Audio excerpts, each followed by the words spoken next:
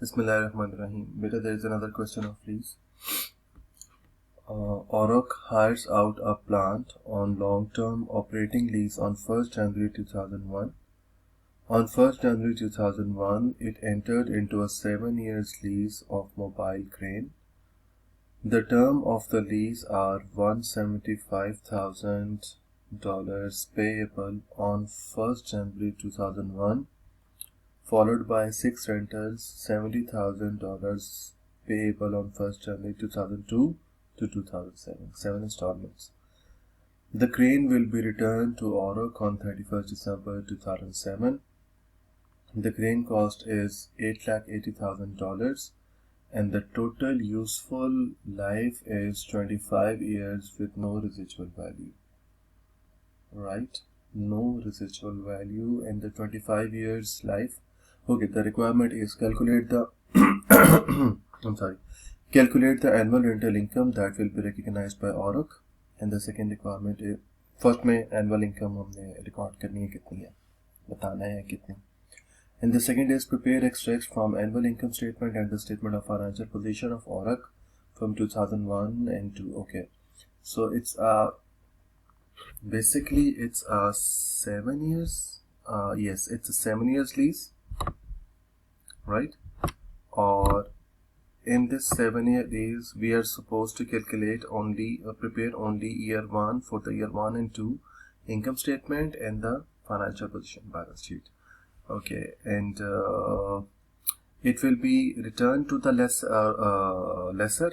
So this is operating lease.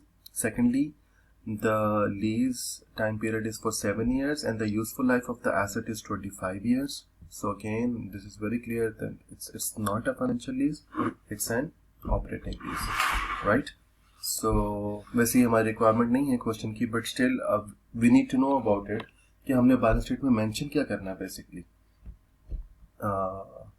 Okay, so calculate the annual rental income that will be recognized by Auroch. Okay, so annual rental income 1,75,000 received in advance and then 70,000 for next 6 years. Okay, so 4,20,000 7 6 are okay, 70,000 into 6 years, तो 4,20,000 ये हो गया. मैं यहाँ पे लिख देता हूँ 4,20,000 प्लस जो एडवांस में हमें मिला था और आपको 175,000. So total amount is 5,95,000 which will be receiving over the years.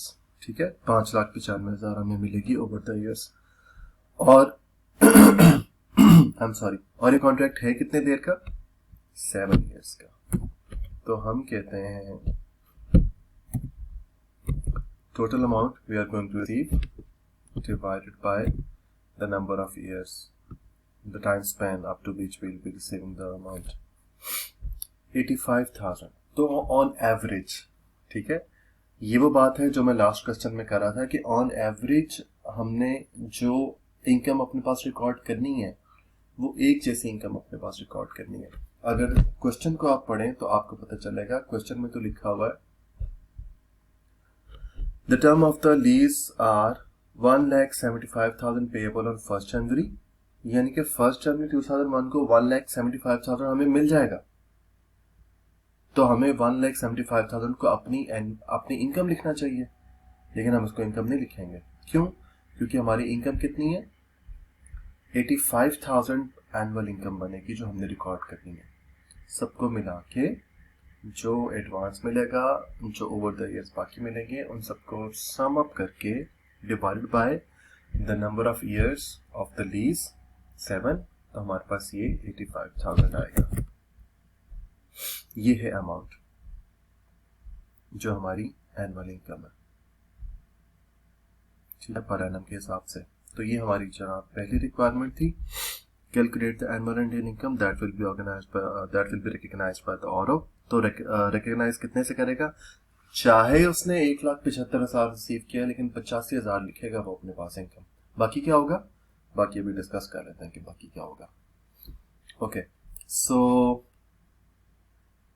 Okay ji, second है कि एक्सट्रैक्ट फाइनेंशियल स्टेटमेंट और इनकम स्टेटमेंट और बैलेंस शीट के। उसके लिए अगेन हमें एक जो है वो बनाना पड़ेगा यहाँ पर एक अब चूंकि ये फाइनेंशियल लीज नहीं है, ये बात प्लीज समझें।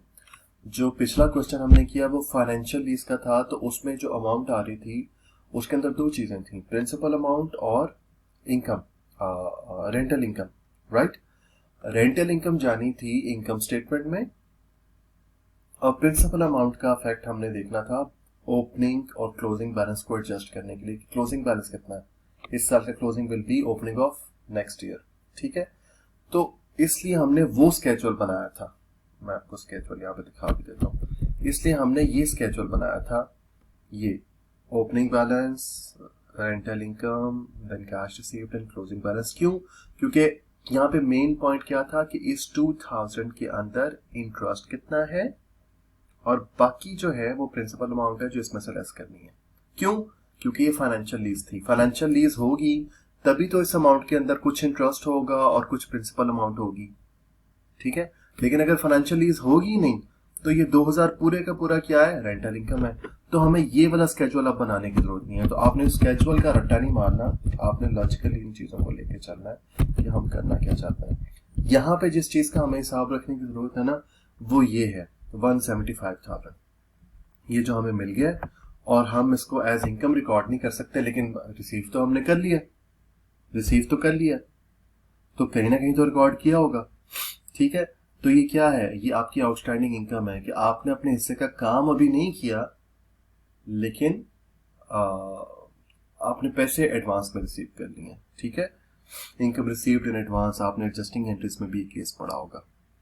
लायबिलिटीज कन्वर्टिंग टू रेवेन्यूज, ये वही केस है। 1,75,000 में से हमने कितना इस साल रिकॉर्ड करना है एज इनकम, ठीक है, और बाकी लायबिलिटी, ठीक है, इनकम रिसीव्ड इन एडवांस। और फिर अगले साल दोबारा, और फिर इस तरह से हम इसको एडजस्ट करेंगे। ये मैं आपके सामने अब स्केड्यूल बनाता हूँ। ये स्केड्यूल जरूरी है हमारे इसको एडजस्ट करने के लिए। ओके जी, तो स्केड्यूल हमारे पास बनेगा। अगेन हमारे पास एक ईयर है, उसके बाद जी हमारे पास है कैश रिसीव्ड, जो हमने कैश रिसीव किया। उसके बाद हमारे पास है इनकम रिकग्नाइज्ड। इनकम रिकग्नाइज्ड कितनी होनी चाहिए वो हमने ये देख लिया, 85, ठीक है।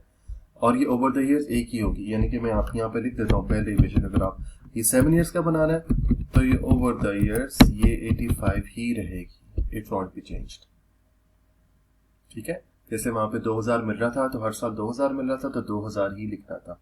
यहाँ पे पहले साल मिला तो एक 75 है और उसके बाद 70 मिलते रहेंगे, लेकिन ना हमने एक 75 एज इनकम रिकॉर्ड करना है ना 70,000 एज इनकम रिकॉर्ड करना है। क्यों? क्योंकि रूल है लीज का कि over the years income should be record with the same amount, और वो एवरेज निकाल लेंगे, एंड एवरेज इज 85, तो ये इनकम रिकॉर्ड होगी। ओके जी, उसके बाद हमारे पास जो है वो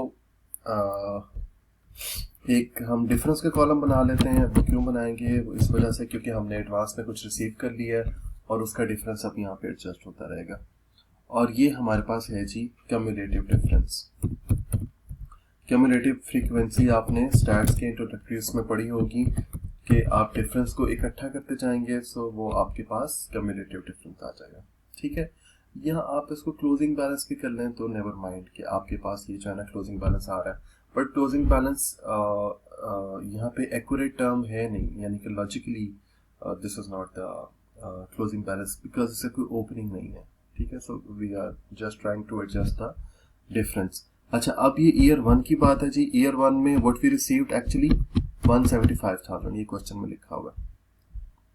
The term of the lease are 175,000 payable on 1st January 2001, ठीक है। The lease when starts on long term operating lease on 1st January 2001, तो इसी डेट को जैसे ही स्टार्ट हुई है तो we received 1,75,000, लेकिन इस 1,75,000 को we can not record as income।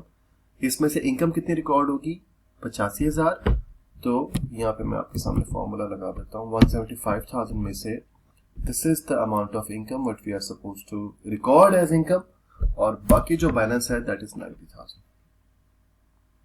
And the cumulative difference is same 90,000, this 90,000, यानी कि ये ऐसे का ऐसा ही है, राइट।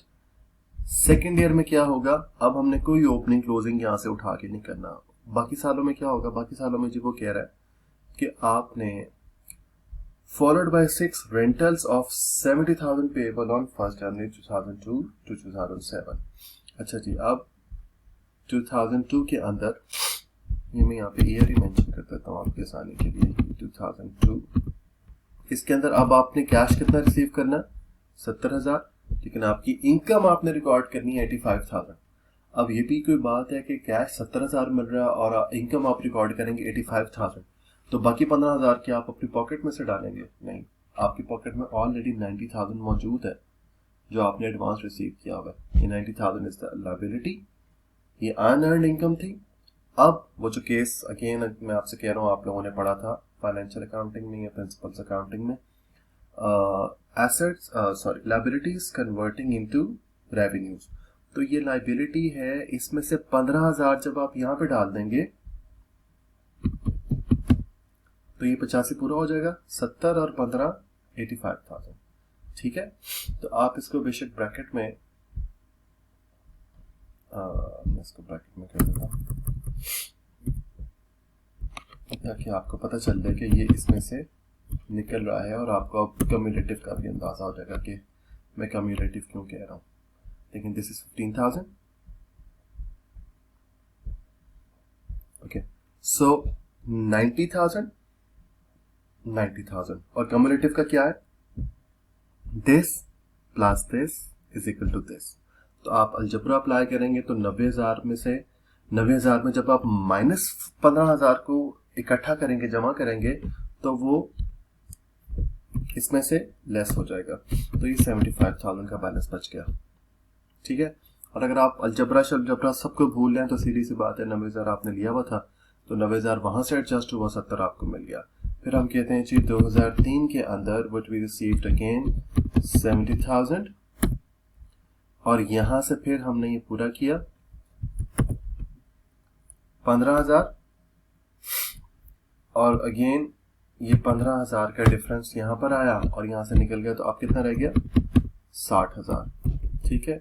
फिर हम कहते हैं कि 2004 के अंदर again it was 70,000 and again what we are suppose to record as income is 85,000, so again यहां से पूरा होगा 15,000 और अब हमारे पास ये क्या आ जाएगा 45,000।